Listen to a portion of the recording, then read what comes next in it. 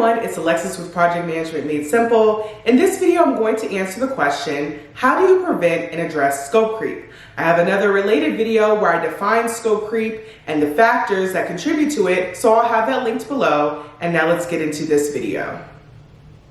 So I'm going to break apart this video into two sections. We'll talk about the prevention, and then we'll also talk about the ways that you can address scope creep.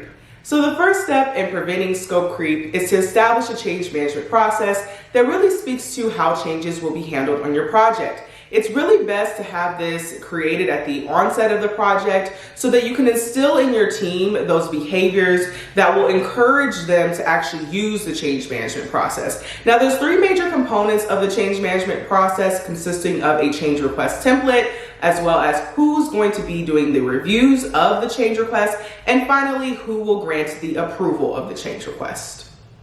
Once the change management process has been established, ensure that you have it documented, and also ensure that you have this communicated out to both the project team as well as other stakeholders of the project. When it comes to documenting the change management process, there's a couple of places that you can have it documented. Two places stick out from my personal experience. One of those is going to be within a contract. My current job requires us to work with a lot of vendors. And so it's very important that the change management process is well understood from the onset, and it's also included as a part of the agreement. Now, another place to include and document the change management process will be in your change management plan. If you know anything about the knowledge areas for a project and the process groups, one of the deliverables from a project is having a change management plan. And so ensuring that the change management process is a part of that plan ensures that you're doing your due diligence as the project manager or whoever is running the project, and ensuring that the project has, in fact, a change management process. Another way that you can prevent scope creep is to maintain a change log. And so a change log is going to essentially have all of your changes listed out, and it could include changes that maybe were not even approved for whatever reason. So the essence of the change log, the purpose of it, is to ensure that the project team and other stakeholders have visibility into those changes that have impacted a project. When we talk about change, we need to think about the triple constraint of scope, schedule, and budget. And so changes need to be assessed in terms of how they affect those constraints. And so when we maintain our change log, we'll be able to reference back to what the change was and which of these constraints were impacted by this change if it was approved. Now let's get into how you can address scope creep. So in addressing scope creep, we can consider looking at our change evaluation process. Along with having a change management process, when we actually have those reviews and those approvals that are coming in, there's an underlying process there of a change evaluation process. And that is wherein I'll give you all a scenario where I, as the project manager, will receive a change request from my customer. They want to, say for instance, add some functionality to the system that was not initially planned for. It's going to require some custom development.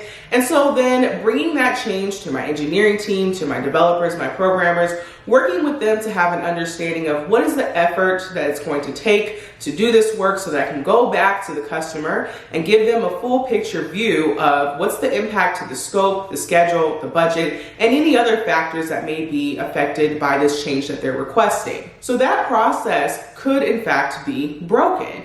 And so if I'm the project manager receiving that change and I'm working with the wrong engineers, or I'm working with engineers who are not staffed on the project, they can give me their best guess of how they feel like this change is going to impact the project, but it would be better suited to have the engineers who are actually staffed on the project do their assessment. And even when we are working with the project team members who are staffed on the project, if I don't have clear questions that I'm asking of my team members in assessing this change, such as not just asking them plainly, how long do you think this is going to take?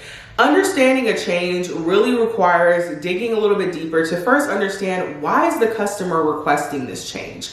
It may be that they don't actually need this change and they're falling into the habit of solutioning for themselves rather than allowing the engineers to do the solutioning. And so first having an understanding of why they want this change, then understanding what the impact is going to be to the project if this change is not implemented. And then once we get past those two things, assessing how the change will impact the various factors that we have on the project, of scope, schedule, and budget, as well as our quality, our resources, and just any other factors that are affected by this change is going to be important and paramount and critical to the success of your project. So another way we can consider addressing scope creep on a project is to take a look at our change management process through the lens of approvals and reviews.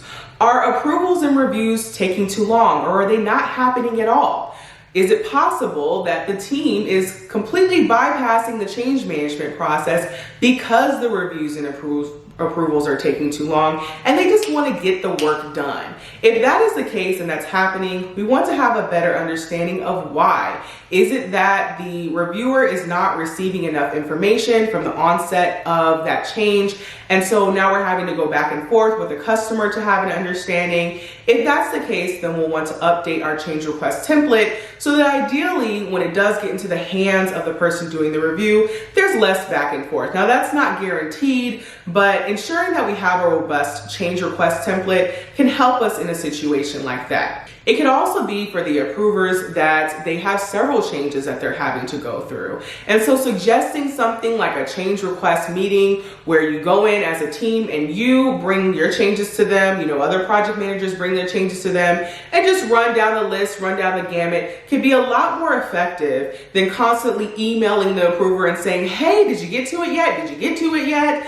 I found from my experience, even having a brief 10, sometimes 20-minute conversation can be a lot more effective than constantly going to that approver and following up with them and asking them questions over and over if they've actually done the approval just yet. In both instances, we want to look at our change management process and we want to assess the effectiveness of it. Wherever we're seeing pain points or we're seeing bottlenecks, having an understanding of where we can release the bottlenecks if possible and how we can address the pain points will help encourage the team to continue to use the change management process.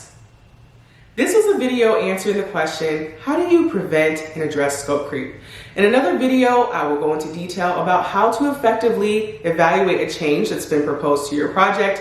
I hope you found this video helpful. If you did, please do give it a thumbs up, and I will talk to you in my next video.